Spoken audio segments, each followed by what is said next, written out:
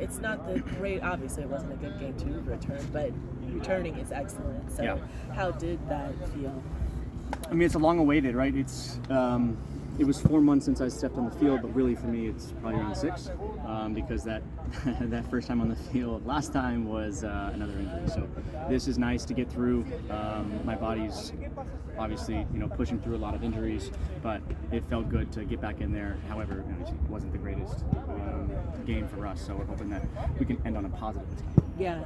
With the how do you view the fact that you were injured, but then also like Cody and also Reed, kind of do well in those positions? What was that kind of like? Sometimes it can kind of be hard to watch people succeed. There's a lot of competition every day as we play here, as you watch guys. I've been in a scenario where they have, where a guy got injured and you get kind of your time, right? And so for me, it's great to see. Obviously, in the back of my mind, I'm going, darn it, like that could have been my time as well. But I'm so happy to see these guys, these young guys who push every day. They take a lot of crap. They're the ones that are working in after. They're the ones that are kind of in and out of rotation, and it's hard mentally. So for them to get the positive and to find that time on the field and to continue to grow, and you saw their game kind of just rise a level every time they played, and I think that's really cool. So obviously Reed is hopefully back as soon as he can, because he had the last 2-3 games that he played were incredible. I know you always help the younger players. Was it even any more so because you were able or had that time? Or a little bit, yeah. You weren't when you're injured. You're kind of off to the side a little bit. And, you're hoping to watch a little bit of training. You talk to him a little bit, but you're kind of pushed a little bit to the side to make sure that your recovery is as fast as possible, rather than I'm trying to get back into the team. So I talk with them a little bit after trainings, after games, before games, but nothing too big. But they also didn't need it. They stepped up. Kelyn, overall, is one of the veteran players of this team. You have a team that certainly is in transition, over this period of time. How does your leadership step in and be able to make sure the young guys like Josh Atencio, for example, or many others, are able to, do their best in the playoffs from your spot? You kind of make sure that they knew it beforehand, right? So Josh had obviously gotten a lot of minutes towards the end of the season, and you saw him progress as well and playing more and more and playing well. And you kind of just before the game, it's like, hey, what you did last time well, do it again.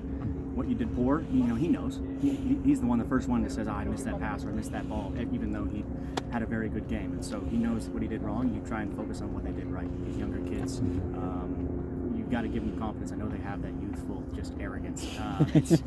It's amazing. They haven't gotten it out of them yet.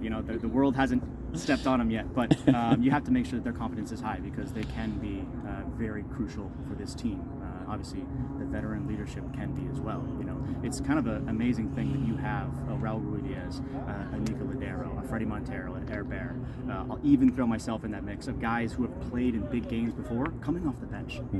It's quality to the staff and quality to the players that are stepping up and making sure that those guys stay on the bench. It's been pretty incredible, this team, and the way it's gone throughout the year. You always start differently in the beginning of the year than you finish at the end. So we're hoping that this group can continuously go through, whether it's the first 11, the whole 18, or even the whole 26, 27 players that we have. Really quick before I forget, you did the wine again this year to benefit Seattle Children's. How did that go? Was Jay Brookwater? Was that? Brookwalter, yep. Yeah. It went incredible. We made more bottles and sold more wine. I think we raised just over $10,000. Like, we had so many things. I ended up making my own wine with him as well, and so we're going to be selling that through Nino FC. We're doing a lot of cool things in the community. It's crazy that what wine and sports can kind of bring together, because there's so many things around Seattle. And obviously Washington is a huge wine culture, but it's also a huge sports culture, and so everyone kind of comes together in every way that can help the community. So you made your own wine. What was that process like? A lot of tasting, just so much fun. No, you blend a bunch. It's actually a long morning. It's not as fun as you think. There's a long morning of just 20, 30 glasses in front of you, and you pick out which flavors you like the best and blend them together, and hope at the end that someone else likes it. So what can you tell us about it? It's a lovely Bordeaux blend. Okay. No stomping the grapes. Yeah, it is. It will be released, I think, today on Instagram, but it's called the Ridiculous Red. The Ridiculous Red. Why did you do it? Because there's someone giving me a red card on the bottle. Yeah. Before we move on from that subject, really quick, just the subject of kicking childhood cancer and benefiting that. Why has that been so important to you to be part of? It was never part of my life growing up. I've never had family members or friends that I remember that had it, but I remember visiting the hospitals when I was in New England for the first time, and I wanted to get in the community as much as I could. But the hospitals kind of stuck with me because every kid was excited to see us there.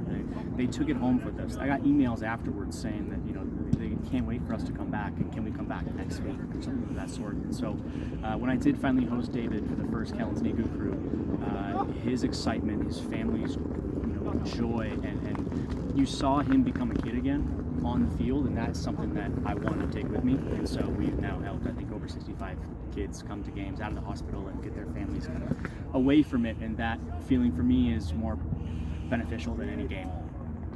How much of a tangible difference do you think it makes to have this team be able to come back home to try and, backs against the wall against FC Dallas? There was a moment I remember in the Champions League final when we went down to Mexico and we ended up tying 2-2, and everyone walking in the locker room goes, we got this in the bag. Like, at home?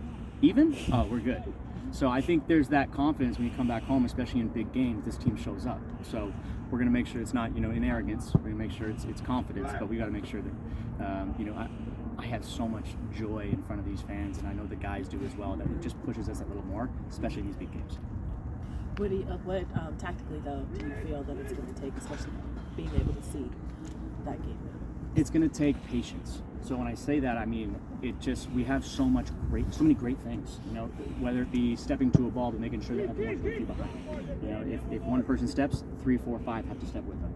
It could be, hey, let's wait, let's keep the ball a little bit, and then make our run, then make our things.